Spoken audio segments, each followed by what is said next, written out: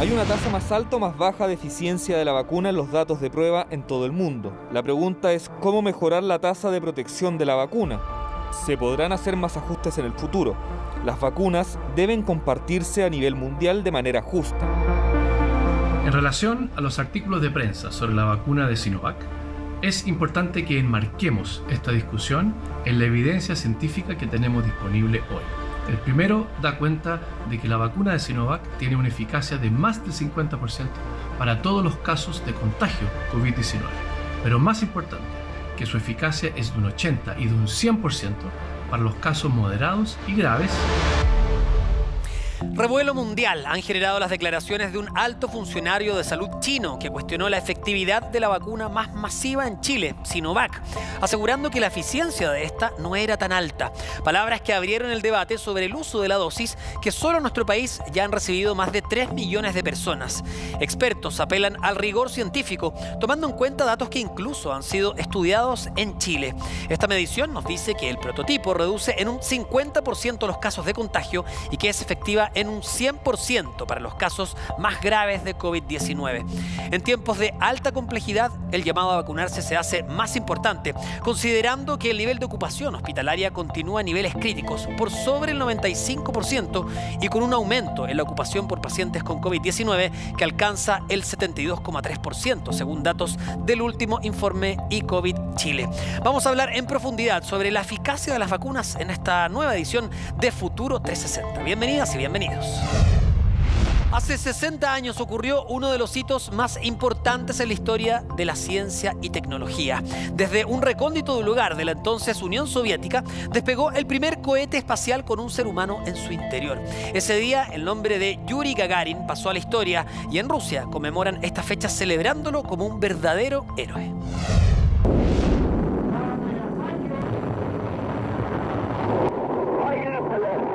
Era la mañana del 12 de abril de 1961. Los propulsores del Vostok 1 se encendieron y elevaron más de 290 toneladas con destino al espacio. Poco tiempo antes, los soviéticos ya habían marcado un hito enviando a la perra Laika, pero ahora la carrera espacial tendría como protagonista a un ser humano, uno que se convertiría en leyenda. Continúo el vuelo, la vibración aumenta, pero mi estado es excelente. Puedo ver la Tierra desde la escotilla, distingo sus contornos.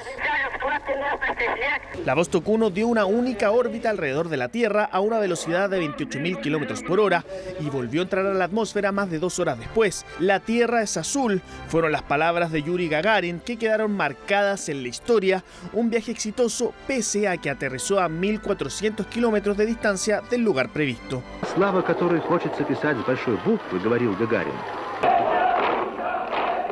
El hito consolidó el liderazgo soviético en la carrera espacial y convirtió a Gagarin en un símbolo de la Guerra Fría. Viajó por el mundo contando su experiencia y fue recibido como una celebridad en más de una decena de países.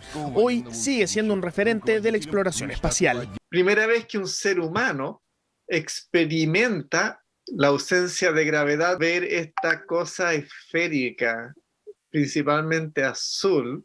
Yuri Gagarin fue el primero en mirarlo desde el universo. La figura de Yuri Gagarin es una figura totalmente mitológica, mítica, simbólica no solamente para los rusos o los exsoviéticos, sino que para toda la humanidad. Las 6 décadas de la hazaña de Gagarin fueron celebradas con el envío este viernes de una nave Soyuz MS-18 con 3 tripulantes a la Estación Espacial Internacional. Despegó del mismo lugar donde el legendario cosmonauta hizo historia, el cosmódromo de Baikonur. Soyuz MS-18 on its way to the International Space Station. Este Soyuz número 2.1A fue nombrado con el título Yuri Gagarin, así que Yuri Gagarin otra vez está en la órbita. Y en la Tierra, como cada año para esta fecha, miles de estudiantes visitarán los museos aeroespaciales rusos, dejarán ofrendas en los monumentos a su memoria y verán una de las tantas películas en su honor. Старший лейтенант Гагарин Юрий Алексеевич. Поехали. Pero el interés de Rusia en el espacio no es el mismo que hace 60 años. Roscosmos, la agencia espacial estatal, perdió el año pasado el monopolio de los viajes a la estación espacial por el ingreso de la privada SpaceX y sus naves reutilizables, y hoy está muy atrás en la carrera por el actual gran desafío espacial. No compite con Estados Unidos de uno en uno, y creo yo que no compite en esta nueva carrera espacial, sencillamente porque no es la motivación que tiene como país. Gagarin nunca volvió a salir de la atmósfera y murió 7 años después al estrellarse el avión de guerra que pilotaba, pero su hazaña sigue inspirando, 60 años después, a los cosmonautas que hoy buscan alcanzar el nuevo gran desafío espacial, Marte. Como les contamos, la polémica estalló después de que el jefe de la Agencia China de Control de Enfermedades dijo que las vacunas Sinovac contra el COVID-19 no tenían tasas de protección muy altas y que por lo mismo estaban evaluando nuevas fórmulas para reforzar su efectividad. Varios expertos han salido a aclarar estos dichos diciendo que la vacuna sí es efectiva. Por lo mismo, al regreso de esta pequeña pausa vamos a conversar con el doctor Flavio Salazar, director alterno del Instituto Milenio de Inmunología e Inmunoterapia, que nos va a acompañar para conversar sobre este y otros temas. Quédense con nosotros, seguimos de inmediato con más Futuro 360 acá en CNN Chile.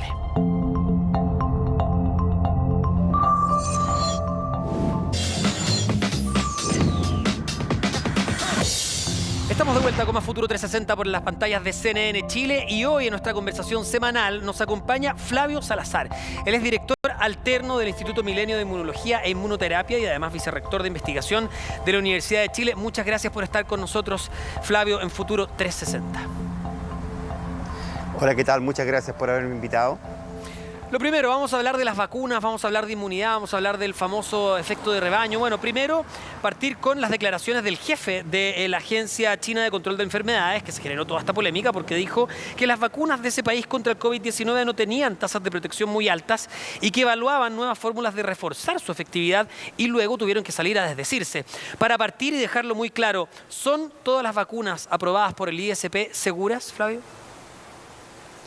Sí, bueno, lo primero es manifestar eso. Todas las vacunas que han sido aprobadas y que se están utilizando en Chile no solamente son seguras, sino que también tienen un efecto de generar respuestas inmunológicas que puedan proteger a una gran cantidad de personas. Y respecto a eso, Flavio, ¿hay vacunas mejores que otras? ¿Cómo se puede definir eso? Nos hemos dado cuenta que en este proceso de vacunación, que además ha sido bastante rápido, hay muchas personas que se preguntan, ¿no? ¿Y qué vacuna te tocó? ¿Será mejor que otra? ¿Durará más que otra? ¿Cuándo y cómo podemos saber eso? Bueno, en general las vacunas que se hacen con distintas formulaciones, más que mejores o peores, son distintas. Tienen distintas características, tienen diferentes, digamos, propiedades.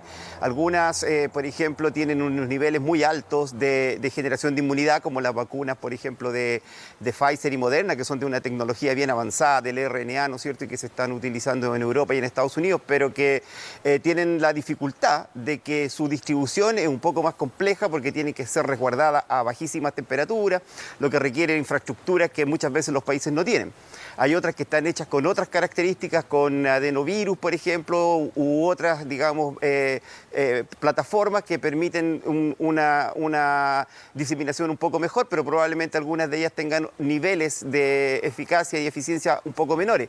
Pero todas tienen que cumplir un mínimo, según la OMS, para garantizar cierta, digamos, cantidad de protección, y todas las vacunas que están acá hoy día sí cumplen con ese objetivo y por lo tanto son todas suficientemente buenas.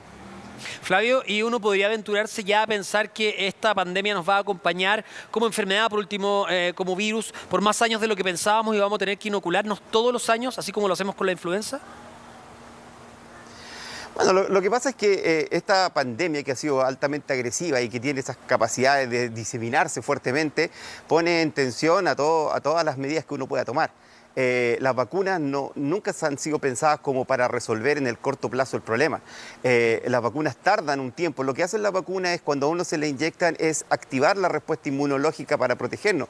Esta activación toma tiempo, no se hace en forma instantánea. Por lo tanto, una vez que uno recibe una o dos dosis, que es lo que generalmente se requiere como mínimo, empieza a producirse esta capacidad del sistema inmunológico de generar la protección.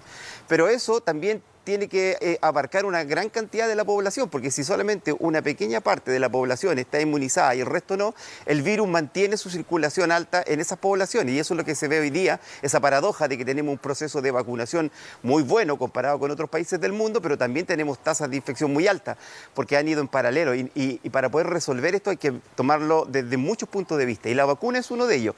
Ahora, la pregunta es, ¿saldremos en algún momento de esto? Yo creo que sí. En general, si usted piensa en pandemias anteriores, la gripe española tuvo también 2-3 años y sin vacunas también amenguó en algún momento.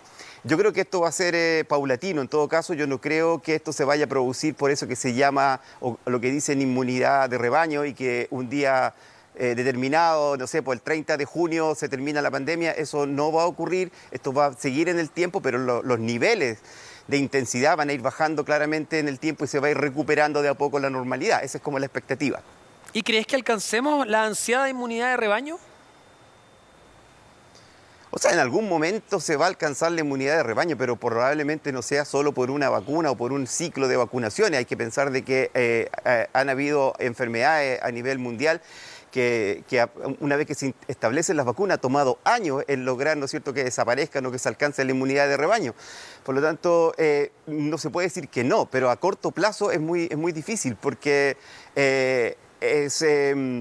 tiene que ver con la gran cantidad de personas que se puedan infectar, o sea, digamos, el número total y la cantidad de vacunas que se puedan obtener en un tiempo determinado. Entonces, esa ecuación no es tan fácil de resolver y eso nos va a tomar tiempo, pero claro que va a ir. Lo primero que hay que entender es que todas las vacunas lo que hacen es evitar que uno se enferme gravemente y caiga al hospital o pueda morir. Y eso ya es un gran avance porque va a aliviar a los hospitales.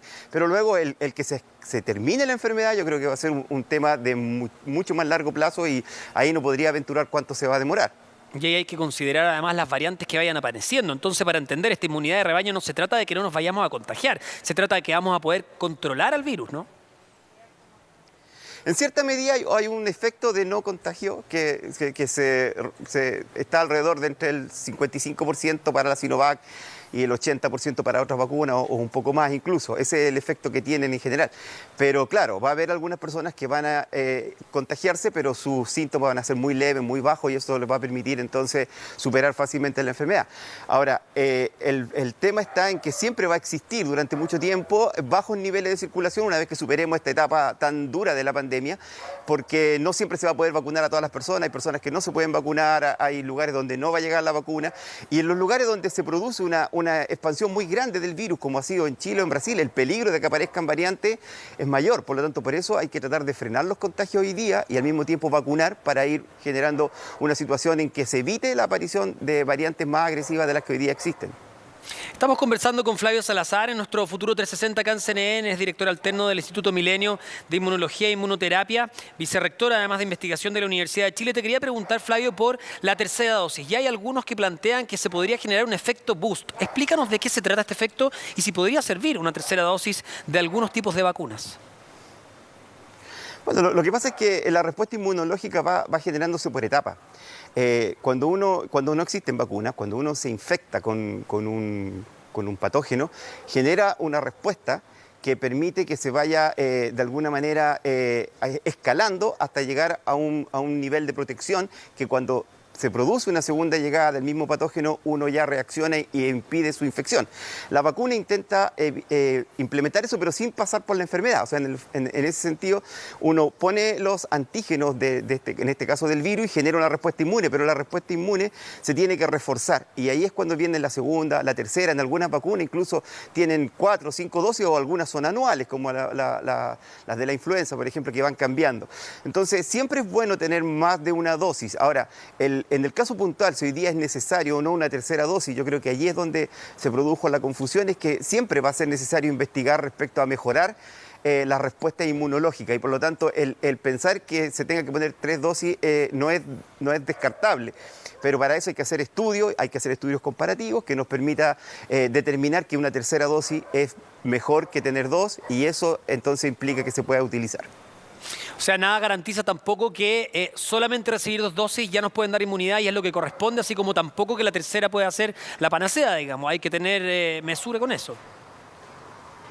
Lo que pasa es que esto no es un tema individual, como nosotros somos todos distintos como personas. Claro. Si tú te tomas, por ejemplo, una aspirina o un ibuprofeno, hay personas que le hace más efecto que a otros. Eso es natural porque biológicamente somos distintos. Por lo tanto, en general, las 2 dosis de la vacuna te confieren una protección. Pero no a todo, no al 100% de las personas, sino que algunas van a reaccionar un poco peor, etc. Entonces, por eso uno busca las alternativas que permitan la mayor cantidad de cobertura en respuestas positivas para poder, en ese caso, acorralar, achicarle la cancha al virus y que no tenga lugares donde seguir expandiéndose porque las personas ya están protegidas. Respecto a las distintas variantes que han aparecido, ¿pueden ser realmente peligrosas para la población, considerando además la inoculación? O sea, ¿podrían vulnerarlas?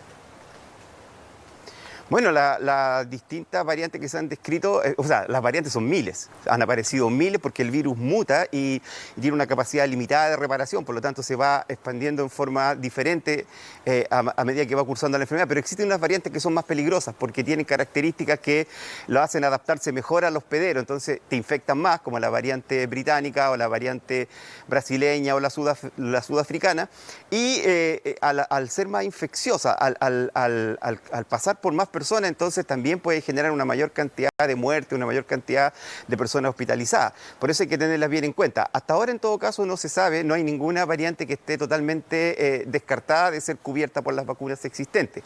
Existen evidencias contradictorias porque esto está pasando en este momento. Hoy día están todos estudiando si es que existen variantes que probablemente pudiesen escapar a la respuesta de las vacunas. Hoy día las vacunas confieren bastante protección contra casi todas las variantes, por lo menos es lo que uno hasta el momento ha escuchado. Si bien es cierto, disminuye un poco la respuesta en potencia contra algunas variantes como la variante brasileña, por ejemplo, pero en general las vacunas responden a las variantes que hoy día existen, pero el peligro de que se produzcan otras es un peligro latente y por eso hay que mantener bajos los niveles de contagio. Ahora, si es que van propagándose y existiendo más variantes, ¿no? Esto también podría hacer que las vacunas se vayan adaptando, si es que esto nos va a acompañar, por ejemplo, con un virus como la influenza, donde tenemos que vacunarnos anualmente, ¿podrían ir adaptándose a esas nuevas variantes y modificar los componentes de cada vacuna? Bueno, es uno de los elementos centrales de la tecnología, del avance tecnológico que se ha producido un poco antes de la pandemia, creo yo, pero que se ha podido probar en una situación real como es la pandemia. Las plataformas de vacunas hoy día existentes son flexibles y permiten la modificación sin alterar los tiempos. O sea, en el fondo, las mismas vacunas que hoy día se están produciendo pueden modificarse, ¿no es cierto?, para agregarle los cambios que se requieren para que puedan cubrir otras variantes. Entonces, eso acorta los tiempos de prueba y probablemente lo que usted está diciendo de que pudiésemos contar con vacunas cada año puede ser una realidad, aunque todavía estamos recién tratando de ver esta primera gran ola, si uno suma todas las olas que se han producido, para poder vacunar la mayor cantidad de personas. Más adelante se podrá ver si eso es suficiente o tendrá que aplicarse nuevas rondas de vacunaciones en el futuro, pero yo no lo descarto. Doctor Flavio Salazar, director alterno del Instituto Milenio de Inmunología e Inmunoterapia, muchas gracias por su tiempo, por conversar con nosotros acá en Futuro 360 y aclararnos un poco más el panorama frente a la vacunación y la inmunidad de rebaño. Que esté bien. Muchas gracias, que estén bien. Igual. Y las últimas novedades científicas y tecnológicas del mundo se las presentamos en Aquí al Día con el Futuro. Bajo el Salar de Surire, en pleno altiplano chileno, un grupo de investigadores nacionales encontró el esqueleto de un antiguo caballo sudamericano enterrado por más de 13.000 años en dicha zona del desierto de Atacama, a más de 4.000 metros de altitud. El animal, ya extinto, habría vivido en este territorio al final de la última glaciación y se trataría de la especie endémica Ipidion saldiasi, del que también se han hallado restos en lugares tan distantes como la Cueva del Milodón, en la Patagonia chilena, por ejemplo. El hallazgo constituye el registro más al norte y de mayor altitud registrado y conocido para esta especie, ampliando su distribución geográfica y ecológica. Asimismo, el estudio aporta evidencia de cómo habría sido la biodiversidad durante aquella época. Y la NASA está financiando una propuesta para construir un telescopio de 1 kilómetro de diámetro dentro de un cráter en la cara oculta de la Luna. Se trata, o se denomina LCRT, y sería el radiotelescopio más grande construido por el ser humano y podría permitir, imagínense, enormes descubrimientos científicos en el campo de la cosmología al observar el universo primitivo. Además, la Luna actuaría como un escudo físico que aísla el telescopio de la superficie lunar de interferencias de radio y ruidos de fuentes terrestres, ionosfera, satélites en órbita y el ruido de radio del Sol durante la noche lunar. Increíble sería. Y las variantes del COVID-19 nos han hecho preguntarnos, ¿será necesario una tercera dosis de vacuna contra este virus? El doctor Pablo González, académico de la Universidad Católica e investigador del Instituto Milenio de Inmunología e Inmunoterapia, nos responde. La necesidad o no de una tercera dosis de vacuna contra este virus dependerá muy probablemente de la duración de los anticuerpos neutralizantes contra el virus presentes en el suero de las personas vacunadas, y si estos niveles son suficientes para conferir protección contra COVID-19. La administración de una tercera dosis de vacuna podría ayudar a 1. Prolongar la duración de la protección contra COVID-19 en el tiempo. 2. Robustecer la respuesta inmune contra el virus en personas que responden débilmente a la vacunación. Y 3. Complementar o mejorar la protección contra variantes de preocupación de SARS-CoV-2 que actualmente circulan a nivel mundial. La determinación de la temporalidad óptima de esta tercera dosis deberá evaluarse idealmente en el contexto de estudios clínicos. Cabe destacar que existen varias vacunas actualmente en uso contra otros virus y bacterias que requieren de más de 2 dosis para su efectividad máxima, como por ejemplo vacunas contra hepatitis A, hepatitis B y neumococo. Estamos llegando al final del programa de hoy. Recuerden que en futuro360.com, en nuestras cuentas de Twitter e Instagram, tenemos además una amplia cobertura de todas las novedades científicas y los avances tecnológicos del mundo. Nosotros cerramos este capítulo, les agradecemos habernos acompañado, a seguir cuidándonos y nos encontramos la próxima semana con más Futuro 360 acá en CNN. Que estén muy bien.